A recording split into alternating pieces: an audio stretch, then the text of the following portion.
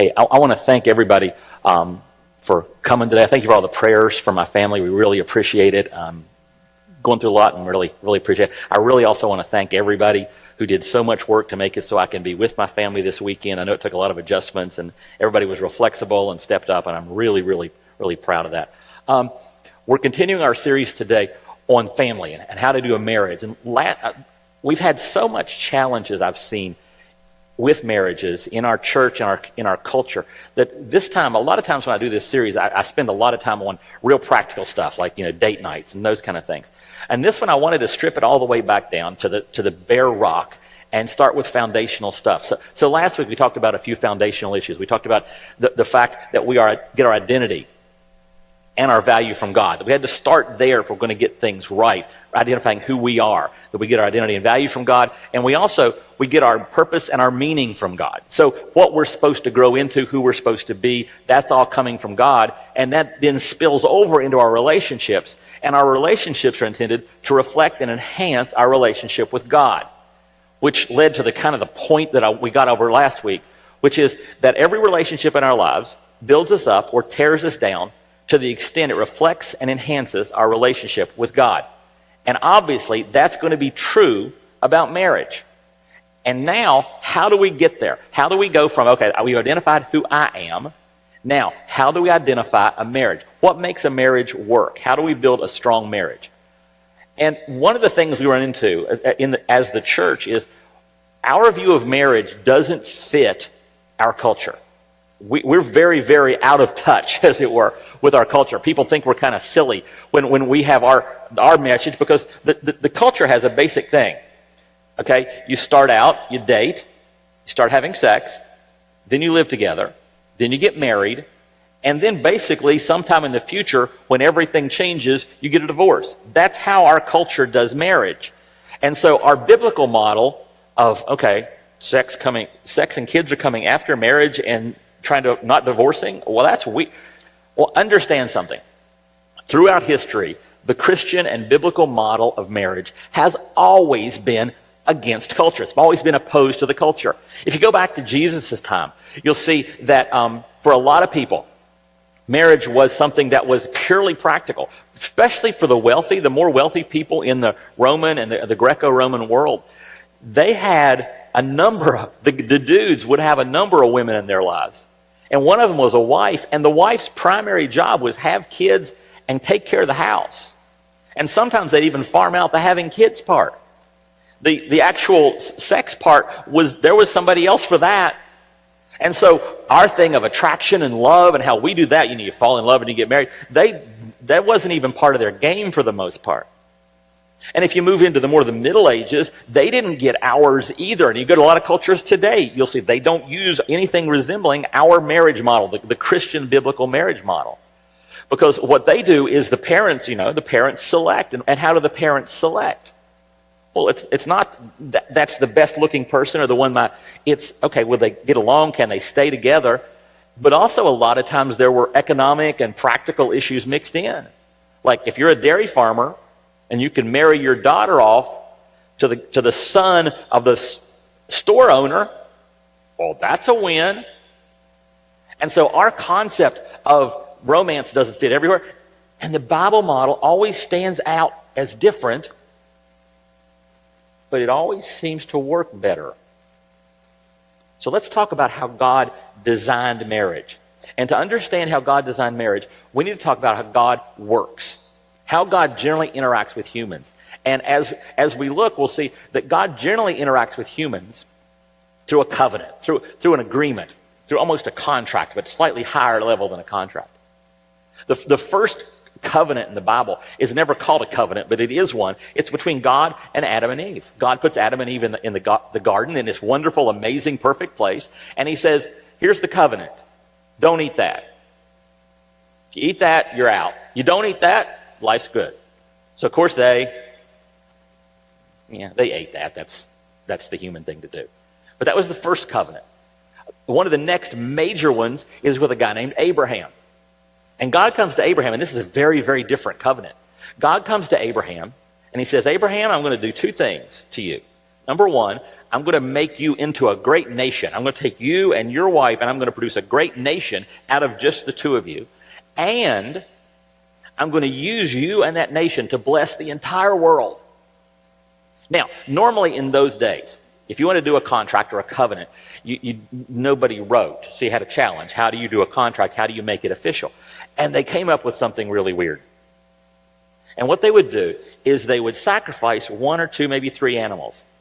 And then they'd take the carcasses of the animals and they'd split them in half. And then the two people making the covenant together would walk between the parts of the animals to proclaim their covenant. And Klaus Westermann, he says that the one who passes between the divided halves of the slain animals invokes death upon himself should he break the word by which he has bound himself in the oath. In other words, this wasn't like one of our normal American contracts where it says on page 23, well, if you want to get out of this contract, do this. I mean, even if you've got a cell phone contract, there's a page that says, if you want out of the contract, you just give us this whole buttload of money and you can get out of the contract. And there's an out in the contract. Their out was, if you try to break this covenant, we hope you end up like these animals. But then when God was working with Abraham, he went a little different. God continued to do that. Because instead of God says to Abraham, I'm going to make you a great nation. I'm going to bless the whole world through you. And then when it comes time to sign the covenant, God puts Abraham to sleep, knocks him out. And then as a fire pot appears, that it represents God, and God's presence passes between the pieces. And what God's saying is, I got this. Abraham, your job was to agree to the covenant, to say, yes, I'm okay with that. And as soon as you said yes, boom, God says, I've got it. So that's another type of God's covenant. Another one comes along just a few years later when God reaches out to Moses and the people of Israel, and God makes a covenant with Moses. And the Mosaic covenant is different in the covenant. God says, as long as you do, I will. I will as long as you do. As long as you people of Israel do all the stuff I want you to do, I will be your God, I will bless you. You go through the Bible and you'll see that over and over and over again where God is saying, as long as you do what I said, I'll bless you. I'll do the things I want to do. And that's part of God's process. And he's got the Mosaic covenant, which covers a huge chunk of the Bible. And then the next big covenant is Jesus. And Jesus, when he's on the cross, he yells, it is finished. And one of the things he might have meant by that was the Mosaic covenant is finished. That whole, if you will, I will kind of contract goes back to almost the Abraham covenant, doesn't it? If you agree, then I'll do everything. Jesus says, I'll go to the cross. I'll take all your sins on me. I will die for the sins of everybody. And if you say I will, then I will take care of everything else. I will get you into that relationship with God. I'll do all the things I want to do. And so we see these various types of covenants. And they're very important for God. So when God sets up marriage, he sets up marriage as a covenant. Now, what kind of covenant do you think it was? Right. It was the Abraham covenant, except one of you doesn't have to go to sleep. In that covenant, both of you are walking between the halves. You're walking. It's interesting because we walk down an aisle a lot of times. We always divide the room in half. And we walk right down the aisle in the middle. And we don't really have the death sentence coming along with it like the other ones did. But we have that same importance is what is supposed to be being attached to the covenant. And we see Jesus addresses this in Mark chapter 10 when he's talking about marriage and the covenant. And they're coming to Jesus and they're asking him tough questions.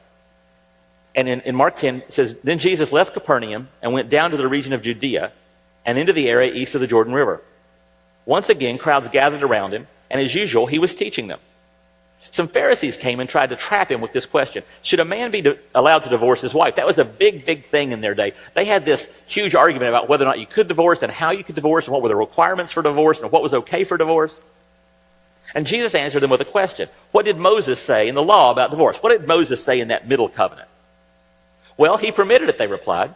He said a man can give his wife a written notice of divorce and send her away. But Jesus responded, he wrote this commandment only as a concession to your hard hearts. This covenant is a you do this, I'll do this covenant. And he knew you guys were screwed up so bad that he gave you concessions. But God made them male and female from the beginning of creation. And this explains why a man leaves his father and mother and is joined to his wife, and the two are united into one. And so what's happening? He's pointing past the Mosaic covenant back to the Abraham covenant. And since they are no longer two but one, let no one split apart. See that? Dividing the covenant? Split apart what God has joined together. Later, when he was alone with his disciples in the house, they brought up the subject again, and he told them, whoever divorces his wife and marries someone else commits adultery against her, and if a woman divorces her husband and marries someone else, she commits adultery. Do you see how he took marriage and he turned it back into the much, much more serious Abrahamic type covenant of saying, this is a huge, huge, huge deal, and you shouldn't be divorcing lightly, you shouldn't be splitting lightly. So, we start with the concept that marriage is very, very serious, and it is a covenant. Now, here's what's going on, and this is what makes marriage work if it's going to work. Because on all the other bases for marriage, like say the basis for marriage is, I love her, she is so awesome. What happens if my feelings shift? Well, then if it's based on my love and attraction for this person, then the marriage can end. If you go back to the other ones, back in the old days, and if the point of this marriage was for this woman to take care of my house and manage our household, if she lost the ability to manage the household or any of the other things, you could say, okay, well, goodbye, marriage over. So all of those had these, because they're based on the two individuals, there's always these easy outs. But marriage, from a Christian perspective, is built on the agreement, not the individuals. It's a tether that holds us together. In other words, I am saying that I am committed to this person with this social security number and this birth date and this specific image of God who is my wife. I am committed to her.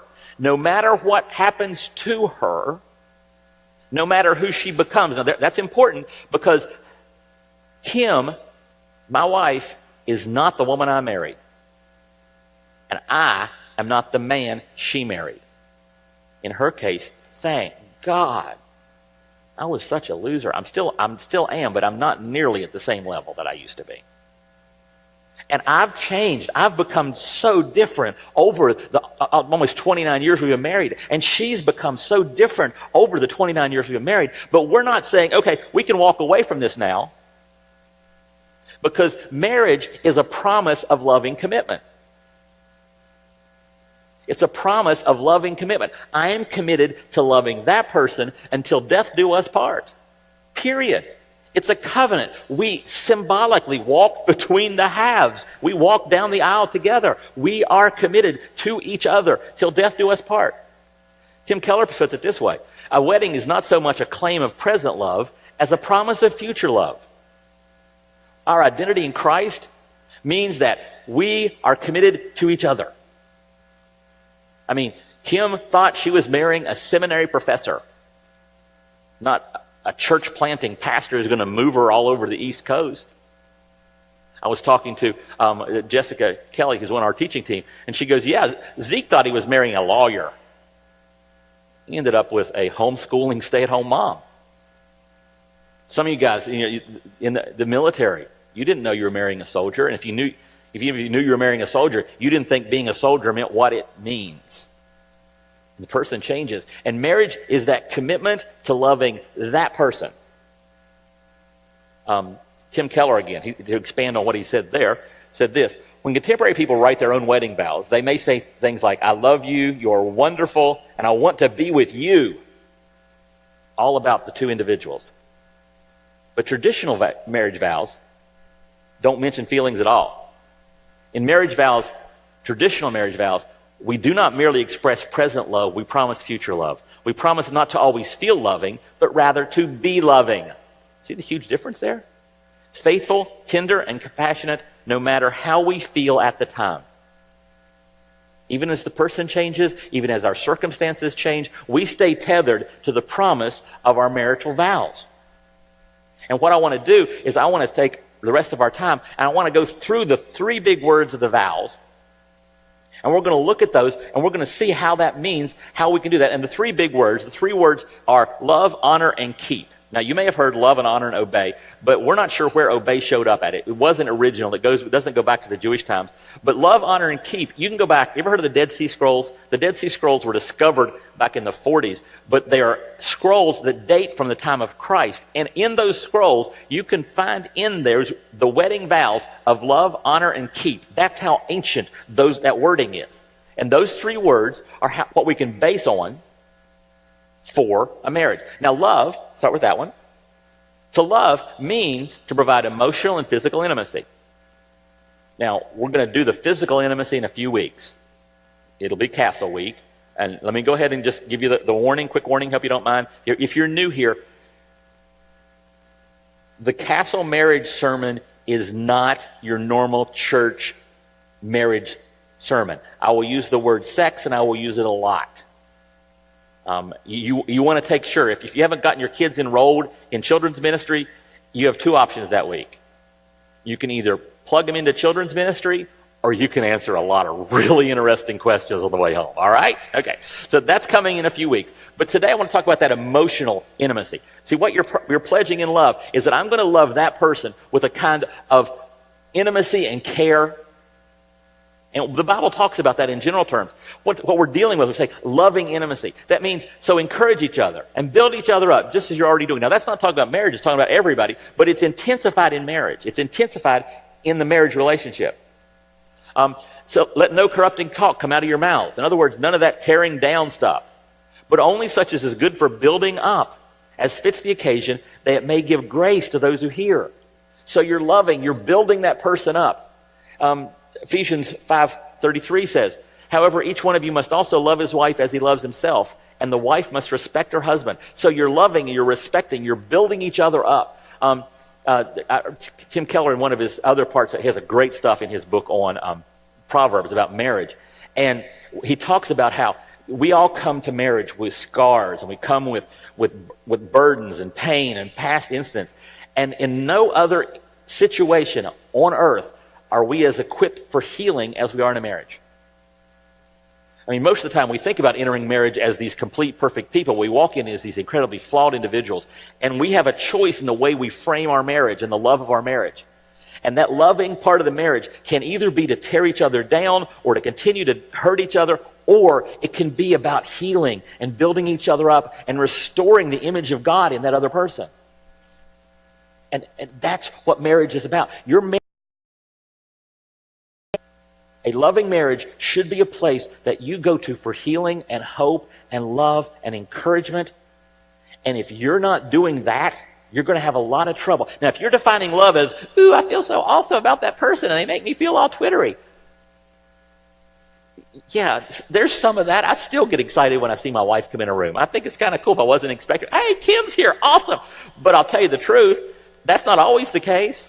When we get up in the morning, Sunday morning, getting ready for church, there's not a lot of oozing and awing and warm fuzzies going on. It's get ready for the work day, get ready for church, get ready for whatever we're getting ready for that day. But that love is about the fact that I try to build her up and she constantly builds me up. And one of the reasons that I'm a different person right now than I was 29 years ago is because the woman I call my wife has spent 29 years investing in building me up. And I like to think that I've spent 29 years encouraging her and challenging her. And I think I tend to believe that she's a more experienced, more advanced, more confident person now than she was then, because part of my gifting is to encourage and challenge and help people grow. So I've been able to pour that into my wife for 29 years, and she's doing things she never thought she'd be able to do, because she brought some scars of not believing in herself as much as she should. And I am the one who believes in her, and I encourage her. And likewise, I bring the scars of not believing in myself, and I've got this wife who believes I can do anything. I believe she probably thinks I could walk on water. And she expresses that belief to me, and it builds me up, and it heals me, and we grow together. So that's love. That means I'm going to love you. The second word is honor. And to honor means to remain faithful. If love means I'm going to love that person, honor means, and I'm not going to love anybody else. always that person, never that person. And Jesus gave us a really cool concept on that, because he recognized that a lot of times, especially for guys, but I think it happens for women too, what starts breaking down the love isn't intentional actions, it's a glance of the eye. It's looking at that other person. And he said in Matthew chapter 5, verse 28, I tell you that anyone who looks at a woman lustfully has already committed adultery with her in his heart. And the reason I think that he did that, I think it's true, but I think the reason he pointed that out is, guys, we have to train ourselves that, number one, I love that woman. And number two, I don't love that one. That I'm honoring this woman by not looking at those women. Does that make sense? And I want you to understand that that's the honor part. The honor piece means I am going to honor you by not looking at that woman. And women, I'm going to honor my husband by not comparing him to all the other men. And by the way, it can go beyond physical things. Well, look at how well he does this, and look at how well he does that, and look at how well she does this, and look at how she... Stop. Look at your spouse, draw the lines around your spouse, and that's the one that you have chosen. You have the tether. You have the decision. You're going to stick with that person, which means you're not sticking with anybody else. Just before we get to the third one, how many marriages do you think would be saved if we just followed those two parts of the marriage covenant? And can I challenge you right now, from this day forward? Vow, I will honor, I will love my wife, I love that one. And I will honor my spouse because I'm not going to love those. Make that vow right now. And then we bring to the third, and the third makes it, the third is the icing. Okay? The third is to keep. And to keep means to partner together. Genesis 2:18 said, it is not good for the man to be alone, God said. I will make a helper suitable for him. And this is where not only am I exclusively with this person and not with any of those people. When I say yes to my wife, I am saying no to, 4 billion women in the world? I'm saying no to all those, saying yes to her. But it's not just an exclusive box. It is that building up thing. We are going to partner together, and we are going to become the people God designed us to be. We're going to do the things that God has called us to do. We're going to be those people together. Let me read you. I'm going to read you that quote. I already mentioned about this. Keller said it, but I want you to read it with me once, okay? Because it really plays out heavily here. Your natural self-image is a compilation of verdicts that have been passed on to you by various people over the years. Things your parents have told you, things old boyfriends and girlfriends have told you. Some of you guys, former spouses have told you. And let's just stop for a second and admit something. We are much more likely to believe the negatives people say to us than we are to believe the positives. Somebody can compliment me for days and days and days, and then one person could walk in and say one negative thing about something that's really crucial to my being, and I'm wrecked. And I'll carry that negative with me. And all of us have a compilation of verdicts that have been passed on to us by various people over the years. But when you marry, your spouse has the ability to overturn all those verdicts. Because your spouse has the ability to whisper in your ear, to say it with love, to say it differently. And if the world says you're ugly, but your spouse says you're beautiful, you will feel beautiful. Your spouse has the power to massively reprogram your self-image and to heal you of many of the deepest wounds of your past. Wow. And that is true. You and your spouse can come together and build each other up and partner together to become the people God designed you to be, so you can do all the things God designed you to do. I may have told you this story before, but I was called to be a pastor. God spoke to me and said, just made it very, very clear to me. He wanted me to be a pastor when I was about 20. And I told some people, and I was studying for it and everything else, and I got my bachelor's degree. I taught for a school for a year, then I worked as an assistant pastor for a couple years, and then I went back to seminary. When I got to seminary, I met this girl named Kim. You've heard of her. And I brought her home to meet my parents, and we announced that we were engaged, and my mom later told me that she didn't understand how I could possibly be a pastor. She looked at my personality. It's always good when your mom doesn't believe you can be a pastor. But I understand her completely looking back on it. She didn't believe I could be a pastor until I married Kim. And when she saw Kim come into my life with all the different gifts and talents that she brought, all the gentleness that she brought, all the other wonderful things that she brought, and began to mix in with me those things, Mom said, now I could see it. Now, she never told me this till years later. But when you took my gifts and talents and passions, and you took Kim's gifts and talents and passions and our personalities, and you weave those two things together, well, God can do incredible things. And it doesn't matter if God's calling you to be a pastor or a minister of any kind, vocational. That's not the point. The point is that God has placed you together with this person. You have agreed. You have walked down the aisle with this person. And you've said, this is the person. This is my person. And I'm going to love this person. And I'm going to honor them by not loving any of the other billions of people that I could love. And I'm going to partner together with this person and keep them. We're going to grow together. We're going to develop together. We're going to become the people God designed us to be so we can do the things God designed us to do. And I guarantee you, if in your marriage you drive that stake in and you put that tether to it that says, I am committed and I have a covenant and it is guaranteed, I am guaranteeing it, my spouse is guaranteeing it, and if you both will stay guaranteed to that commitment, stay tethered to each other and love your partner and honor your partner and keep your partner, you will have a successful marriage. God will use you.